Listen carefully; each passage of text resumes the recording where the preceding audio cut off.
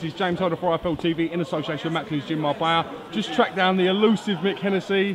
First and foremost, congratulations on a good card in Derby, Mick. First time boxing's been in this venue, and I've got to say, it was a really good show. Thanks, James. You got a tracker on me or something? You always seem to hunt me down wherever I am. I said, if I could have a pound for how many times I've tried to get you and not been able to get you. Yeah, no one gets me as much as you do, that's for sure. I'll be rich. How do you assess Nick Blackwell's performance against Damon Jones? I thought it was excellent because he's just told me in the dressing room. I sensed beforehand, before the fight, there was something not quite right, but obviously he never mentioned to you, but he's been pretty flat with a virus for the last week, so he's been battling that, and he was in two minds whether to ring me up and call the fight off. Wow. So I said to him, whatever happens in future, he needs to tell me, you know, because you know, that's a decision we need to make together. But considering he weren't 100%, that was a phenomenal finish. Wasn't it? I mean, you know, that was a real, you know, heavy shot. Good TV fight as well. I think broadcasters will be happy with a fight like that. A great fight to watch on TV, but he's never in a dull fight, Nick, is he? No. He's always in, you know, quality TV fights. It's all action, isn't he? He's an all-action British champion, Nick, isn't he? Yeah. Rumours that Mick was going to fight. Rumours that Mick getting you into a bout with Golovkin. Rumours that Nick was going to be fighting Golovkin, but we've seen the Lemieux announcement seems to be going ahead. So was there any truth in that? No, there wasn't. Nick's going to get a lot of offers. He's British champion, he's British middleweight champion. Yes. He comes to fight, he's great TV. Everyone knows that now. So he's going to get a lot of offers, especially at world level, all around the world, with some big names. He's going to get them offers. But I need to sit down and assess where Nick's at and bring him on at our pace, really, because he's such a tough fighter, a hard fighter. He'd jump in with anyone. But you know, as we all know, it's old news that, you know, Nick never had any amateur fights. All he's doing, all he's learning on the job. And to get where he is at 24, when he's had no amateur experience, is a phenomenal feat in itself. Indeed. And I'm just excited to see, you know, what we can bring out in him. I think if we get him the right fights at the right time, I think he can be a guaranteed middleweight champion in the world, and a quality one at that. He's so tough, so brave. I don't think he would turn a fight down with anyone. So it's a case of your management in getting him the right fights and choosing the right fights from the right time, isn't it? This is where my management needs to kick in. Yeah, definitely. Indeed. And I want to do a job with him because he's had it hard, he's had it tough, and I really respect. He's old school, Nick. You know, nothing diva-ish about him. He's appreciative for everything he gets because he's done it the tough way, and. You know, I love him as a fighter and a person. I really do respect and want to get behind people like him because I want to see him win. There's too many divas in this sport who really look down on people. And you know, I want to work with real people. Speaking of old school hard man, you've got Lenny Dawes touching 36. He's got the fitness of a 25-year-old. He's never smoked. He's never drank.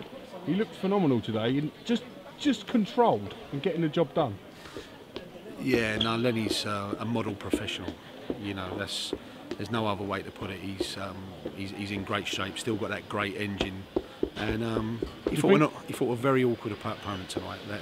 That kid's unbelievably awkward. I don't think he knows what he's going to do next. So it's impossible to second guess him. He throws shots from mad angles. He's off balance all the time, but he still lands, you know, heavy dicks from funny angles. I think Lenny coped with him very well over 8, and he got 8 good rounds in the bank, and I was absolutely chuffed that he weren't cut in any way, shape or form, because now he's going to be fighting for the European title. Can you get this confirmed with the Rocco? What's going to go on? Will he come to the UK? Will you go to Italy again? What seems to be the likely? My gut reaction is that I'm just waiting on the full news, but my gut reaction is that he will vacate. Okay. He's defended it 3 or 4 times. If he's going to get a final eliminator, it's and then Lenny will fight someone else. And look, you know, I want to get him to be European champion. I really do. I really want him to be European champion. He deserves it, doesn't he? He does, yeah.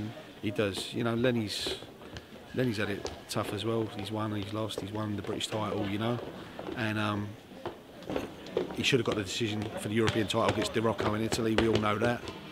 So that's a tough ride. He hasn't had the breaks that he should have had. So I want to both of us together, I want to see him as European champion.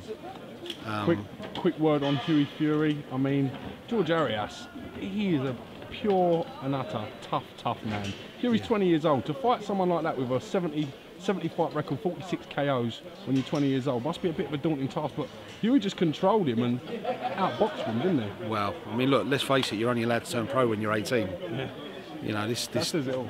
This, you know, the Monaco fight was, you know, was a big test for him. Yeah. Came through it in flying colours. Was that Rudenko? Yeah, Rudenko.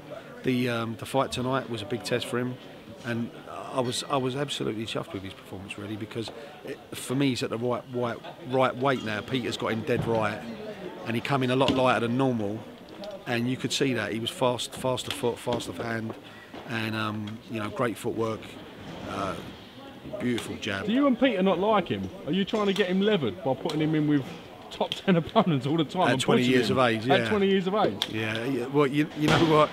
I think it's more to do with the fact that Hughie would struggle to get motivated. Yes.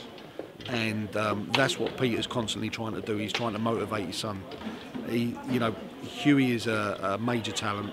You don't win world amateur titles as a youth. The first world heavyweight. It's underplayed, that, to be honest, Mick. I think it's not mentioned enough, to be honest. It is underplayed, and he won the world heavyweight title as a youth, the first fighter in an England vest to do so. And I watched all 5 of the fights, and they were brilliant.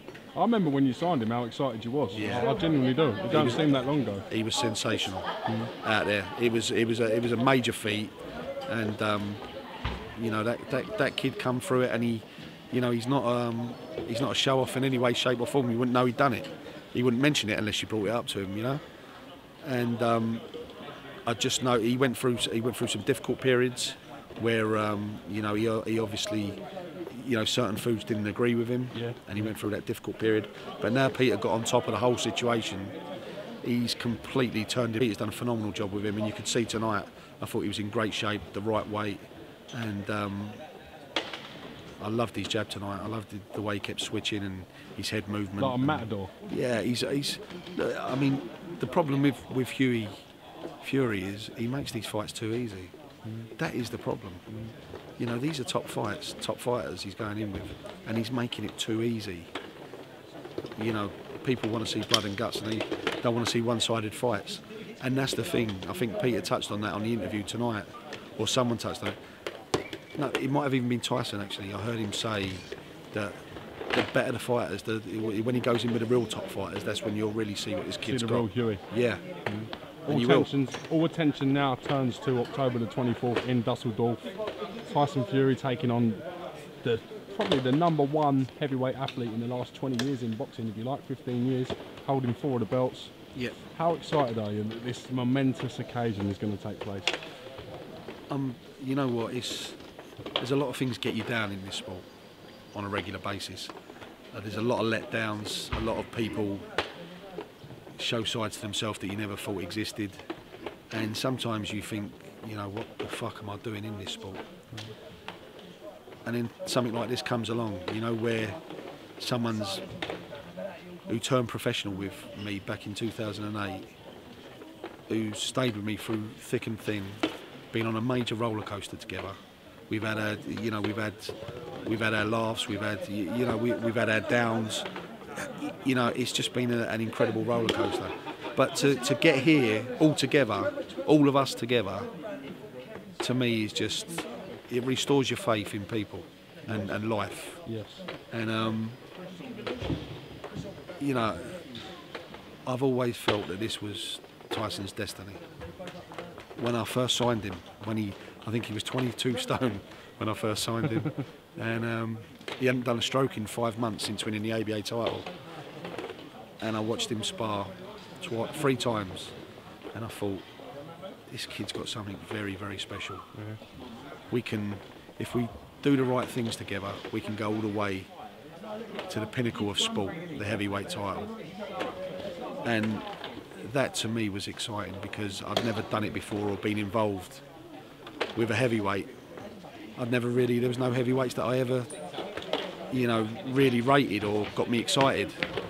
So it was something I'd never done, and It excited me back then, and here we are, 7.5 years later, fighting, you know, one of the legends of the heavyweight division, and that for me is sweet as well, because Tyson's never wanted to go the easy route and win, you know, a soft title against a soft heavyweight.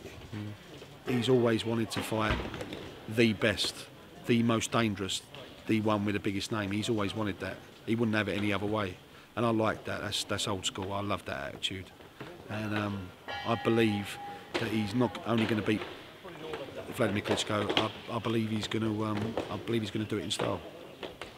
Well, listen, can't come soon enough fight week. I'm so excited about it. I think you could sell tickets to the press conference. I really do.